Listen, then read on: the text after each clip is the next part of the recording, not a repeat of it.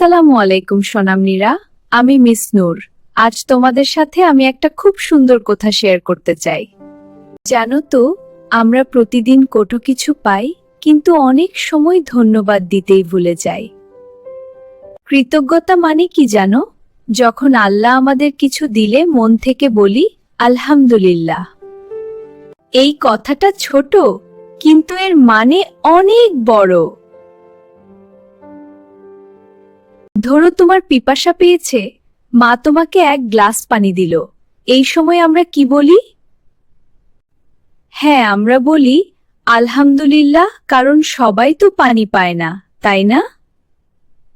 খাবারের সময়ও তাই।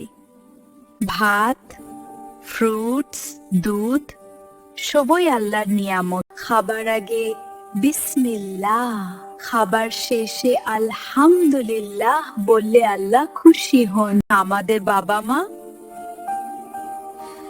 তারা আমাদের ভালোবাসে, আগলে রাখে। তাদের জন্যও আমরা বলি আলহামদুলিল্লাহ। যে বাচ্চা আলহামদুলিল্লাহ বলে, আল্লাহ তাকে আরো বেশি নিয়ামত দেন। ভিডিওটা যদি ভালো লাগে তাহলে লাইক, শেয়ার এন্ড সাবস্ক্রাইব। আর এমন সুন্দর সুন্দর ইসলামিক কার্টুন দেখার জন্য ইব্রাকে ফলো করতে ভুলবে না।